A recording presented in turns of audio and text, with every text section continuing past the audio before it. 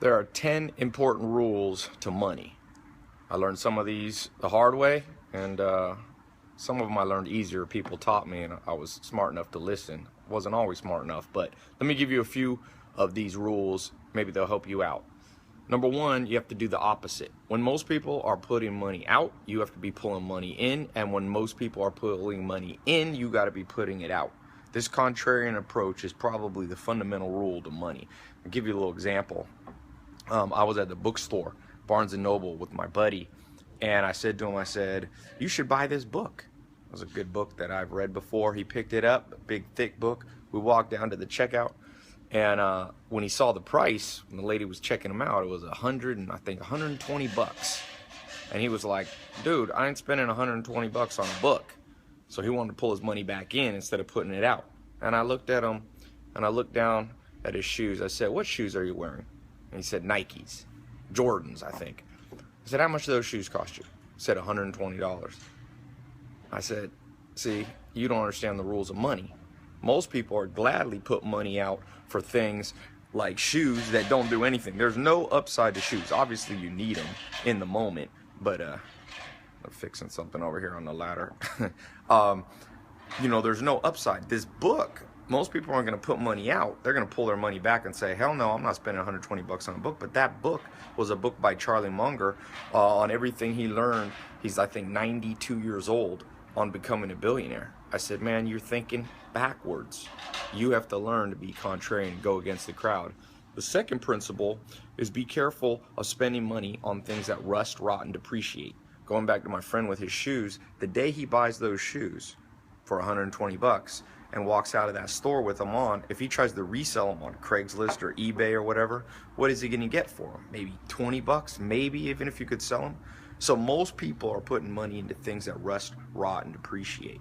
They're putting it into shoes. They're putting it into electronics. I read in the United States, you know, I think the number 3 or 4 thing people spend money on are electronic type stuff. And I'm not against, you know, having a computer, especially a computer could be good, but having a big flat screen TV, that's great, but never be a fool. Understand that that's a depreciating item. And you should have most of your assets, most of your money in things that have the potential to have upside.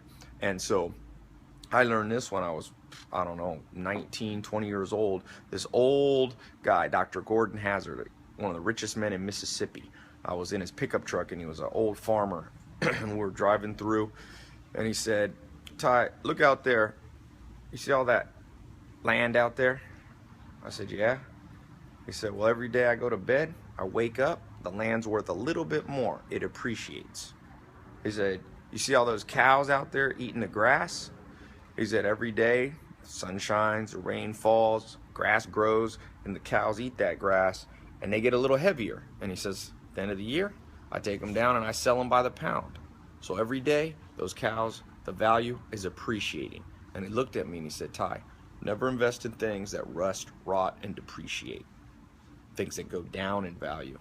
And he told me, he said, you know, only things I have, Ty, that depreciate are this old pickup truck. We were in a super old pickup truck, even though he was a millionaire. He said, I got a hammer and a crowbar in the back. And he said, if the economy gets bad, I could sell the hammer.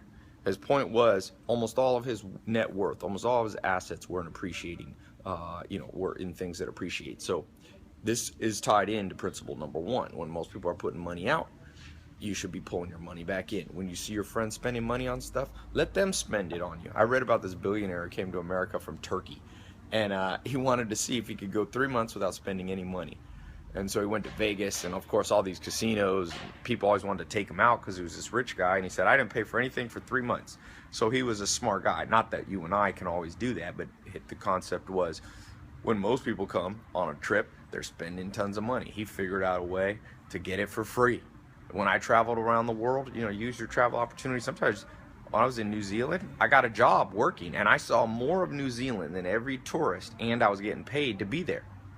So that's a win-win situation. So that brings me to number 3. And there's 10 of these. I'm going to do a talk, free live online talk if you want me to go through the full 10. These will change your life. I'm telling you, these are the tried and true principles of money that nobody teaches you in school, unfortunately. Very little of this is talked about in college. So if you want, I'll put a little link here Maybe it'll pop up somewhere on the video or below. There's a link, click it. There's no credit card needed, no payment needed. It'll pop you over to my website and you can reserve your spot. It'll show you the time that the live talk. I've been doing these live talks, been testing them out for the last couple months, and 10-15,000 people show up, so it's cool. You can live, you can bring your questions, you can ask me, but make sure you don't procrastinate. If you want to learn these 10 things, go ahead and click the button, because it starts to fill up and stuff, and so you want to be one of the first people in. Okay, so this number 3 is you have to adopt the win-win mentality. Very few people have this. Most people have a scarcity mentality when it comes to money. Like I said, when I travel, or when I was broke, and I had a little bit of money, just enough to buy a plane ticket, I started traveling around the world. I figured out this win-win. When most of my friends, it was a win-lose. So they would win in the sense that they got to travel the world and see new places, but their bank account lost. That's a win-lose. You never want to lose-lose. That's the worst of all scenarios. A win-lose is a little better because there's some redeeming value to the activity, but a win-win can be pulled off so much more often than people in scarcity mentality realize. You can do this as an entrepreneur. You know, you can set up a business. Just think about somebody like Kobe Bryant, the basketball player, or Steve Jobs, or you name any of these people. They're doing what they like to do, and people are paying them. Kobe Bryant, the basketball player, or Messi, or Ronaldo, the soccer player, these guys are getting paid to do what they would do anyway. In fact, Michael Jordan used to have a clause in his contract called the love of the game clause, which said, I can play basketball whenever I want, because a lot of athletes in the off season, they don't want them getting injured, so they can't, they can't play. But he's like, no. He said, I would do this even if I wasn't making money. And so you have to figure out financially how to move into that win-win scenario. There's been times when I've been in lose-lose. That's the worst, where I hate the job and my bank account's going down. I've been in situations where it's win-lose. I'm making money, but I don't really enjoy what I'm doing. And the ultimate, I call it level 3 activities. Level 3 is all about, like, dude, I love this and I'm getting paid. And if you could pull that off, for the majority of your life, there'll always be times when you're not excited about life. Nobody likes every minute of their life. It's okay to have variance. There's this principle in philosophy called the hedonic machine, which basically says, would you want to always be happy at every moment? No, you need some contrast in your life. But the majority of your life, I say 85% of your life, should be spent in a win-win scenario. So you must find this socially, you must find this financially, you must find this career-wise, and so on and so forth. It never ends, that win-win principle. So these are 3 of them. I got 7 more that are game changers. These 3 kind of build up to the little more advanced 7 ones. That's why I'm trying to keep this video, under 10 minutes. So I know you got plenty to do, but click the link here, go to my website, grab your free spot on my site. Like I said, no credit cards needed. Just, it'll show you the time in your local time zone. We'll convert it, so wherever you are in the world you can watch. We got people in 70 countries watching this stuff. So yeah, hundreds of millions of people have seen these videos, but these live talks I keep smaller. So bring your questions and let me know. If you have any specific questions, write them out before you come, but really think hard on these first 3. These first 3 are game changers. The last 7 will really show you how to convert them in practically and put them in, these first 3 are kind of the general broad principles. Then you need some specifics. So I'll show you some specific things that I've done, that I've seen people do, that completely revolutionize their financial situation. You don't want to be broke all the time. It's a nightmare. Trust me, financial pressure is responsible for a multitude of evil. Number 1 reason for divorce. Well, financial pressure. Number 1 reason people make stupid mistakes. Compromise what they wish they would be doing. Like Thoreau said, the mass of men lead lives of quiet desperation. What's called resignation is confirmed desperation.